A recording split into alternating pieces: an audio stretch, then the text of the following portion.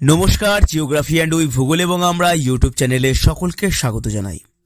ভূগোলপ্রেমী বন্ধুরা, আজ আমরা আলোচনা করব টর্নেডো নিয়ে। টর্নেডো কাকে বলে, টর্নেডোর উৎপত্তির কারণ, এর বৈশিষ্ট্য এবং টর্নেডোর তীব্রতা কোন স্কেলে মাপা হয়, এই সমস্ত কিছু নিয়ে আজ আমরা আলোচনা করতে চলেছি। প্রথমে আমরা জানব টর্নেডো কাকে বলে।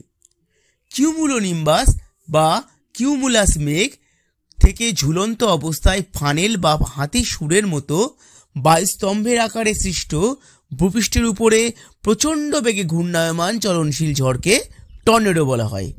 টর্নেডো শব্দটি এসেছে স্প্যানিশ শব্দ টর্নেডা থেকে, যার অর্থ হলো বজ্রসম্পন্ন ঝড়। এবার আমরা জানব পৃথিবীতে কোথায় কোথায় টর্নেডো দেখা যায়। আন্টার্কটিকা মহাদেশ ছাড়া পৃথিবীর প্রায় সর্বত্রই টর্নেডো দেখা যায়, তবে সবথেকে টর্নেডো প্রবণ মহাদেশ হল উত্তর আমেরিকা। পৃথিবীর প্রায় 90% টর্নেডোই এই মহাদেশে সংঘটিত হয়ে থাকে। মার্কিন যুক্তরাষ্ট্রে প্রতি বছরই প্রায় 700 থেকে 800 টর্নেডো সংঘটিত হয় এবং এদের অধিকাংশই ঘটে থাকে রকি পর্বতের পূর্ব দিকে অবস্থিত গ্রেট প্লেন্স অঞ্চলে, যেটি হলো পৃথিবীর সর্বাধিক টর্নেডো প্রবণ অঞ্চল। এছাড়াও পৃথিবীর অন্যান্য অঞ্চলগুলির মধ্যে অস্ট্রেলিয়ার দক্ষিণ পূর্বাংশ ও নিউজিল্যান্ড, আফ্রিকার দক্ষিণাংশ, ইউরোপের উত্তর পশ্চিমাংশ ও দক্ষিণ পূর্বাংশ এবং বাংলাদেশ ও ভারতের পূর্বাংশে কিছু সংখ্যক টর্নেডো সংঘটিত হয়ে থাকে। এবার আমরা আলোচনা করব এর উৎপত্তির কারণগুলি নিয়ে। স্থানীয়ভাবে তীব্র ভূপৃষ্ঠীয় তাপ এবং গভীর নিম্নচাপ কক্ষ সৃষ্টি টর্নেডো সৃষ্টির মূল কারণ।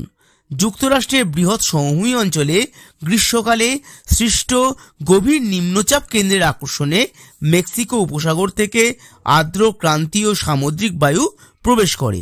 রকি পার্বত্য অঞ্চল থেকে আগত শীতল ও শুষ্ক মহাদেশীয় বায়ুর শক্তিশালী শীতল সীমান্ত ভূপৃষ্ঠস্থ উষ্ণ ও আর্দ্র বায়ুর উপর এসে পড়লে বায়ু প্লবনশীল হয় ও গভীর কিউমুলোনিম্বাস মেঘ সৃষ্টি হয়।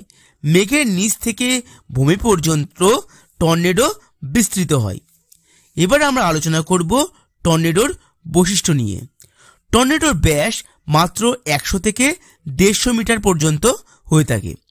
টর্নেডোর মধ্যভাগে 900 মিলিবারের কম চাপ বিশিষ্ট দেখা যায়। এর গতিবেগ কখনো কখনো ঘন্টায় 500 কিলোমিটার থেকেও ছাড়িয়ে যায়। টর্নেডোর প্রান্তভাগ থেকে কেন্দ্রে ঘন কালো কিউমুলোনিম্বাস মেঘ ফানেল বা হাতির সুরের মতো ভূমি থেকে ঊর্ধ্বাংশে কয়েকশো কিলোমিটার পর্যন্ত বিস্তৃত হয়। এবার আমরা আলোচনা করব এর স্থায়িত্ব নিয়ে। মাত্র 30 সেকেন্ড থেকে 15 থেকে 20 মিনিট স্থায়ী হয়ে সব কিছু ধূলিসাৎ করে এই টর্নেডো।